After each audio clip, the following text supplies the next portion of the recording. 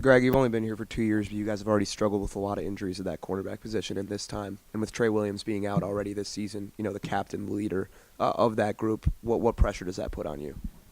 I mean, I feel like it's not too much pressure, just because I feel like we prepare guys every single week like they're gonna play. So the fourth, fifth, third, six man up is always ready to play. So I don't think there's too much pressure.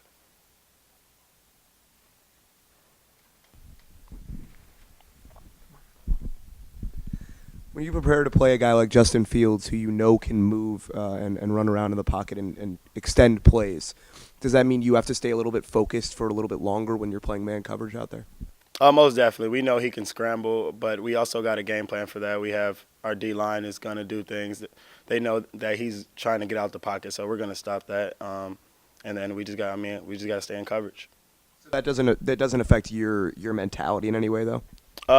Most definitely not. I mean, I feel like any game we should be stuck to our man all the time. So it doesn't matter if it's a running quarterback or not. We should be stuck to our man at all times. So.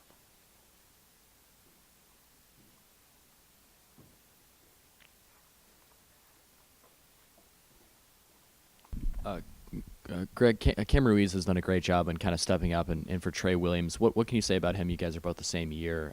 What can you say about him and his development and growth and just his first kind of collegiate starts? I mean, Cam, yeah, like you said already, he's been playing well. He's been playing the best ball for his career. Also, he's like a guy like Trey. He's been hurt a lot too, so we haven't really been able to see him too much. But now, obviously, you guys see that when he's healthy, he can play top-notch football. Yeah.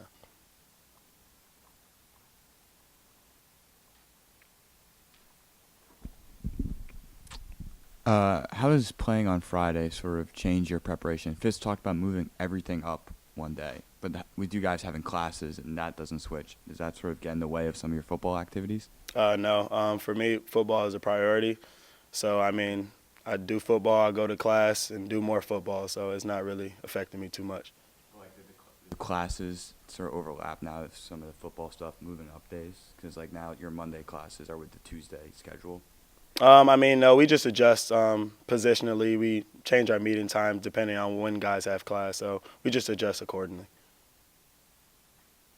Did you notice any change this week, like in practice or anything like that? You got Ohio State coming to town. It's a top five team. It's a night game. A lot of attention. I mean, is there more focus this week or anything like that? I wouldn't really say that. I feel like every week we treat every opponent the same. So I think we've been going throughout the week just as we do for every other team. Greg, I know the cornerbacks have experienced some injuries, but how nice is it to have a couple of stalwarts at safety like Travis Willock and J.R. Pace? What's it like playing with them? I mean, it's great playing with them. I think they're the two best safeties in the country. So knowing they're behind me in all coverages, it gives me more opportunity to be more aggressive.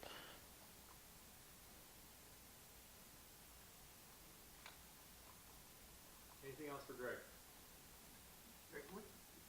What's the number one priority when you play an offense like Ohio State's? I mean, turnovers just in general, just like every team. We win the turnover ratio, we should win the game. So defensively, our goal is to just not let them score, because if they don't score any points, then we can win the game. So just the same as every week, just winning the turnover ratio.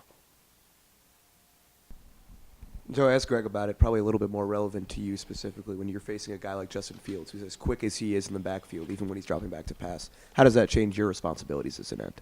Yeah, pass rush wise, it just creates an extra, threat for us as defensive linemen to be more disciplined in our rush lanes. So not being behind the quarterback and allowing him to step up and escape out the side door, and inside guys making sure you're pushing the pocket and not getting kind of engulfed in the center guard or the other guard, and letting him kind of escape in those gaps. In our base defense, we have 4 down.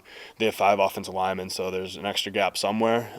So we just kind of have to be physical, collapse the pocket, and make sure that we cover those side doors and the rat holes that he can escape out of. And then this is a team that creates a lot of their points through explosive plays, big plays both through the air and on the ground. You guys sort of pride yourselves on a defense as a defense on not allowing those. When you're facing a team like Ohio State that has this many athletes that can get big gains over the top or on the ground, is there an extra emphasis on that this week?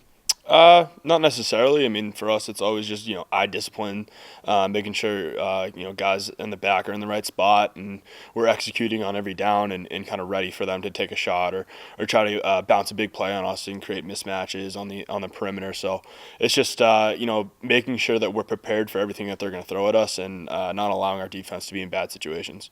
And I think Coach Hank does a great job of preparing us for that.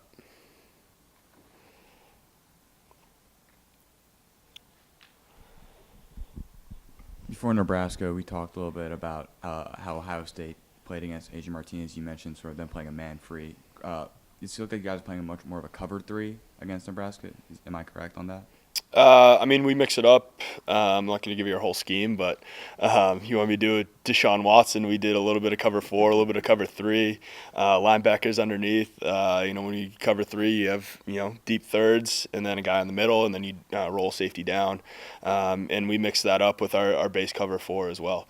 So, we're trying to give the quarterback different looks so that he can't drop back and, pick us apart and know where we're going to be. And that also includes the linebackers and D-line kind of being in different spots and not allowing the protection to key in on where we're going to be. Do you see a lot of similarities between Justin and Adrian?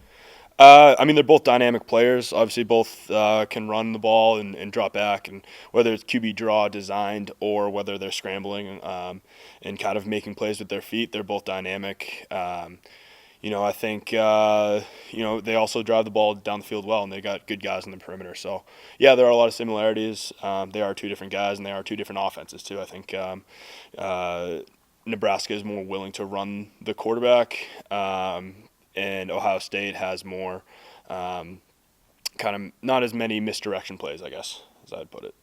More downhill run, more zone schemes, stuff like that. Are you excited to play on a Friday night? Yeah, I mean, it's interesting. It brings you back to high school, right? I think me and Joe Spivak were having a conversation today. It's going to be funny when people at Northwestern are going to class and there's, guys in the parking lot at Northwestern getting a little tipsy at the tailgate. It'd be an interesting mix on Friday night. Fortunately, we'll be in the hotel, so we won't see that. But it's a cool opportunity. Get extra eyes on the game. So excited for Friday Night Lights, bring it back to high school.